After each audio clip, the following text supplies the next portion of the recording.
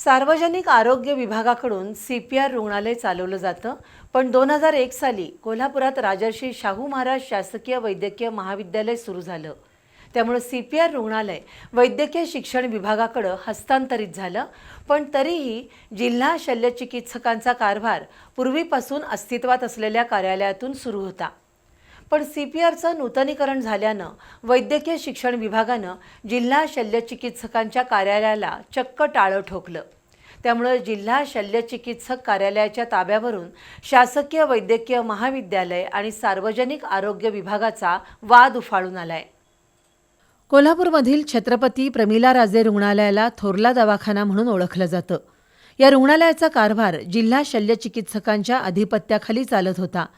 सन 2001 साली तत्कालीन आरोग्य आणि वैद्यकीय शिक्षण मंत्री दिग्विजय खानविलकर यांनी कोल्हापुरात शासकीय वैद्यकीय महाविद्यालय आणलं आणि त्यानंतर 2007 साली CPR राजर्षी शाहू महाराज शासकीय वैद्यकीय महाविद्यालयाकडे हस्तांतरित झालं।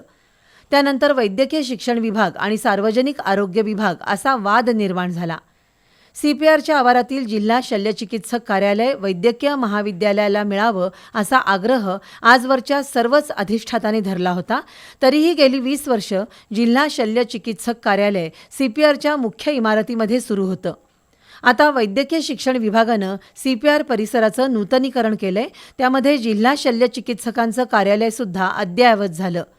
त्यानंतर सोमवारपर्यंत जिल्हा शल्यचिकित्सकांनी आपला कारभार याच कार्यालयातून सुरू ठेवला होता, पण वैद्यकीय महाविद्यालयाच्या अधिष्ठातांनी हे कार्यालय वैद्यकीय अधीक्षकांना हवं असल्यानं ते जिल्हा शल्यचिकित्सकांना देता येणार नाही असं सांगत आज कार्यालयाला टाळं ठोकून किल्ल्या स्वतःजवळ ठेवल्या, तर नेत्र विभागाजवळील इमारतीत दिलेल्या जागेतील कार्यालयातून कामकाज बघावं असं अधिष्ठाता डॉक्टर सदानंद भिसे यांनी प्रभारी जिल्हा शल्यचिकित्सक डॉक्टर सरिता थोरात यांना सांगितलं।